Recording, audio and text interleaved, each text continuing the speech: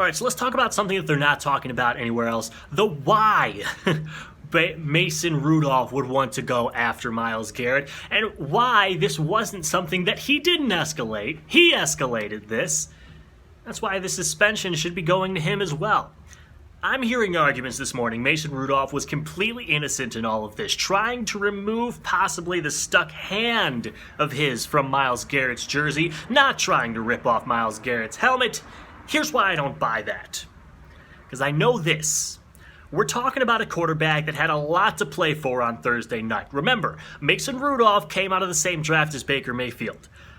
Mason Rudolph had to sit back and watch as Baker was the first overall draft pick, a call that Mason didn't get until the third round. He's the sixth quarterback taken off the board, something that he said, and quote, will stick with me every day for the rest of my life, end quote. So Thursday night, here's his opportunity. Nationally televised game, first chance to go head-to-head with the crown jewel of Cleveland, Baker Mayfield. That's Baker Mayfield's former draft mate. That's Mason Rudolph's former draft mate, now the face of Progressive Insurance commercials.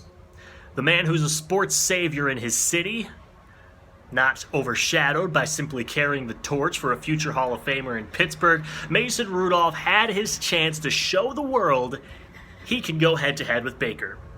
But the game didn't go favorably. Mason loses his star wide receiver during the game. Mason loses his star running back in the game. Mason throws 4 interceptions in the game. Meanwhile, Baker has 2 touchdowns, no interceptions, and is on his way to victory. So we fast forward to the fourth quarter. The game is decided at this point. Rivalry game that his team has not lost in Cleveland for half a decade. That's all over. So just seconds left in the game. Mason Rudolph throwing the ball, gets tackled by the guy who has been in his ear all night long. You could even argue it's a late hit.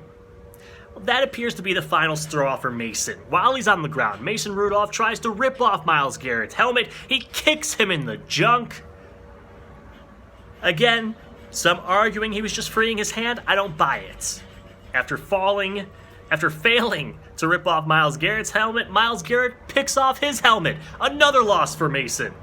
While Myles Garrett is getting pulled away from 2 Steelers linemen, Mason comes over and then punches Myles Garrett in the junk.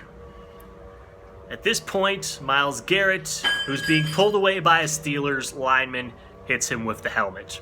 I will not argue that Myles Garrett messed up. I wouldn't be surprised if the NFL keeps this suspension for a long time, currently suspended indefinitely. That just creates the latest chapter of Brown's series of unbelievable events, by the way. Another post coming on that soon. Mason Rudolph was heated, but this is why Mason Rudolph cannot go without a suspension here.